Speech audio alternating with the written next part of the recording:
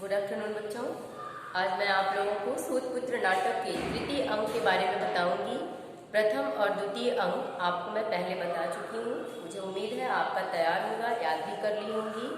आज हम लोग तीसरे अंक के बारे में उसकी संक्षेप में कथा वस्तु सुनेंगे।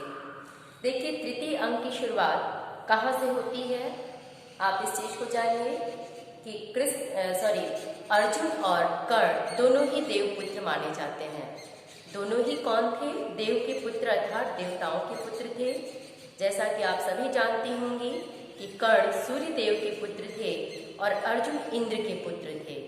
अब जब महाभारत का युद्ध निश्चित हो जाता है तो उधर इंद्र को और इधर सूर्य देव को अपने अपने पुत्रों के प्राणों की रक्षा की चिंता हो जाती है। तो अब इसकी शुरुआत देखिए कैसे होती है। एक दिन इस सूतपुत्र नाटक में इसी तीसरे अंक में इसी चीज का वृत्तांत है। सूर्य नदी के किनारे स्नान करने के बाद सूर्य उपासना प्रारंभ करते हैं। यानी इसकी कथा का आरंभ इसी से है कि वो नदी में स्नान करते हैं, उसके सूर्य देव की उपासना करने लगते हैं। कर्ण सूर्य देव की स्तुति करके उन्हें जैसे ही पुष्पांजलि अर्पित करते हैं तभी सूर्य देव दिव्य पुरुष के रूप में उपस्थित होते हैं और वो कर्ण को उनके भावी संकट से सचेत करते हैं और कर्ण की सुरक्षा के लिए सूर्य देव उन्हें सोने का कवच और कुंडल प्रदान करते हैं और उनको इस चीज के बारे में बताते भी हैं कि जब तक ये तुम्हारे शरीर पर रहेगा तुम्हारा कोई वध नहीं कर सकता। सूर्य देव चलते चलते कर्ण को सावधान भी करते हैं कि मेरे यहाँ आने की बात इंद्र को निश्चित रूप से पता चल गई होगी और वो तुमसे कवच कुंडल किसी न किसी रूप में लेने अवश्य पहुंचेंगे।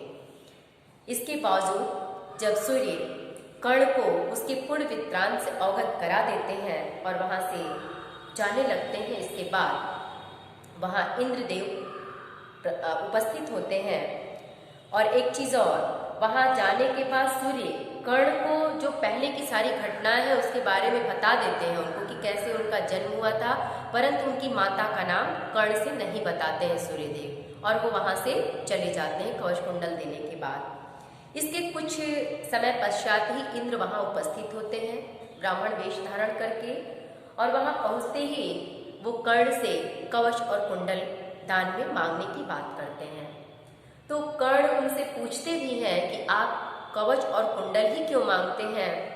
इस पर कोई संतोषजनक उत्तर इंद्र उन्हें दे नहीं पाते, वो उनका उत्तर देने में असमर्थ हो जाते हैं।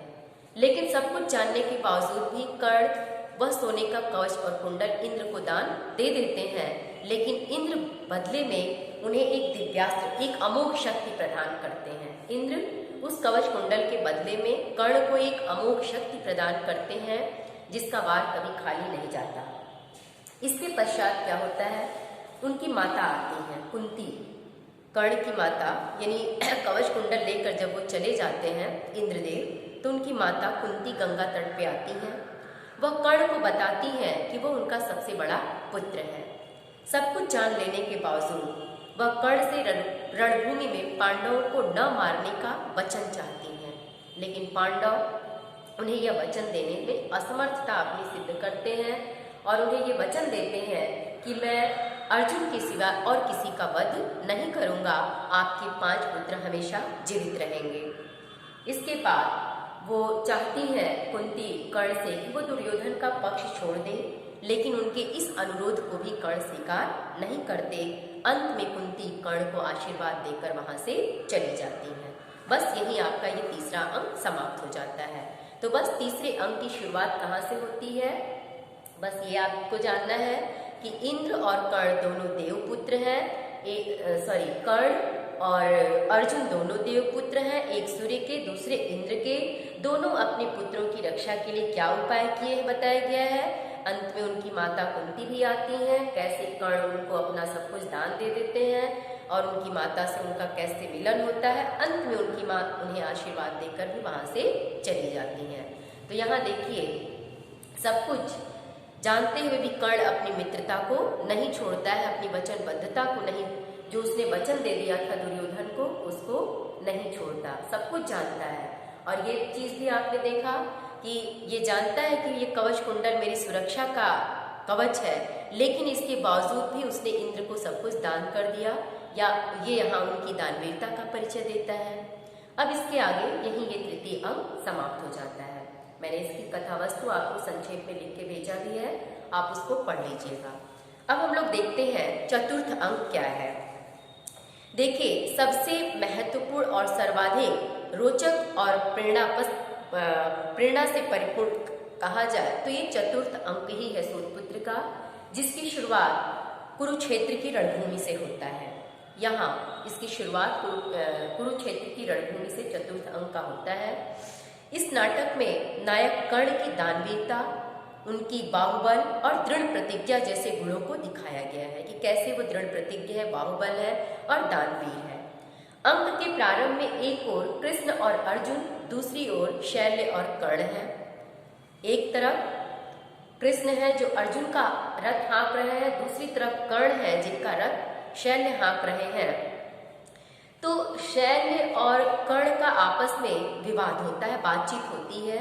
उस बातचीत के दौरान हर पल शैल्य कर्ण को हतोत्साहित करते हैं। उनका उत्साह वर्धन करने के बाद माने उन्हें तो उत्साहवर्धन करना चाहिए कर्ण का, लेकिन उनको वो उत्साहवर्धन न करके शैल्य हर पल कर्ण को हतोत्साहित करते रहते हैं। अब दोनों का युद्ध प्रारंभ होता है। कर्ण अपने बाणों से अर्जुन के रथ को कुछ कदम पीछे कर देते हैं। इसके बावजूद श्री कृष्ण कर्ण की प्रशंसा करने लगते हैं, जो अर्जुन को अच्छा नहीं लगता। तब कृष्ण अर्जुन को बताते हैं कि महावीर स्वयं पताका पर आपके विराजमान हैं, शेषनाग पहियों में लिपटे हुए हैं और मैं स्वयं तीनों लोकों का बल लेकर आपके रथ पर बैठा हुआ हूँ। इसके बावजूद भी उसके अंदर कितनी वीरता है कि उसने अपने बाणों से इस रथ को पीछे कर दिया। तो कर्ण वास्तव में प्रशंसा का पात्र है। युद्ध स्थल में कर्ण का पहिया दलदल में फंस जाता है। वह पहिया निकालने का प्रयास करता है। अर्जुन निहत्थे कर्ण पर बाणों की वर्षा करके उन्हें मर्मांतक स्थिति में पहुंचाकर घायल कर देते हैं। इतने में संध्या हो जाने के कारण युद्ध बंद हो जाता है। श्री कृष्ण कर्ण की दानवीरता और प्रतिज्ञा पालन की प्रशंसा करते हैं और कर्ण की मृत्यु पर अर्जुन दुखी भी होते हैं। श्री कृष्ण और अर्जुन दोनों कर्ण की दानवीरता की परीक्षा लेने के लिए उनके पास कुछ दान मांगने जाते हैं। तो कर्ण के पास कुछ नहीं रहता है, वो अपने सोने का दांत ही तोड़कर उन्हें दान में देते हैं, जिससे उसकी शुद्धि, क्योंकि वो रक्त से लथपथ दांत था। तो कृष्ण कहते हैं कि ये लथपथ रक्त से दांत मैं कैसे लूं? तो तुरंत बाण से धरती में बाण चलाते हैं और जल की वर्षा होती है। उस दांत को शुद्ध करके धो करके वो कृष्ण को दान के रूप में देते हैं। अंत में अपने वास्तविक रूप में अर्जुन और कृष्ण वहाँ उपस्थित होते हैं और अर्जुन कर्ण के पैर को चरण स्पर्श करते हैं और कृष्ण जो है कर्ण से निपट जाते हैं और यही इस नाटक का अंक समाप्त हो जाता है। तो इस तरह से बच्चों प्रथम, द्वितीय, तृतीय और चतुर्थ अंक आपका समाप्त हुआ और इसमें चारों अंक में आपने कर्ण के व्यक्तित्व को, चरित्र चित्रण को ध्यानपूर्वक देखा होगा। किस तरह से वो दृढ़ प्रतिज्ञ हैं, सच्चे मित्र हैं, अपने वचन के प्रति प्रतिज्ञाबद्ध हैं। इसके बाद दानवीरता कूट कूट कर उनके अंदर भरी हुई है और गुरु के प्रति श्रद्धा भक्ति जो आपने प्रथम अंक में ही देखा। और दूसरे अंक में जब दुर्योधन उन्हें द्रौपदी के हरण की बात करता है तो कैसे वो उसे भी अस्वीकार कर देते हैं। तो स्त्री के प्रति भी सम्मान है, गुरु के प्रति श्रद्धा भक्ति है, श्रेष्ठ योद्धा भी है, क्योंकि इतने महावीर शेषनाग और कृष्ण के रथ पे सवार होने के बावजूद भी उन्होंने अर्जुन के रथ को पीछे हाँक दिया था। तो ये सारे पॉइंट आपके बनते हैं कर्ण के चरित्र चित्रण के लिए।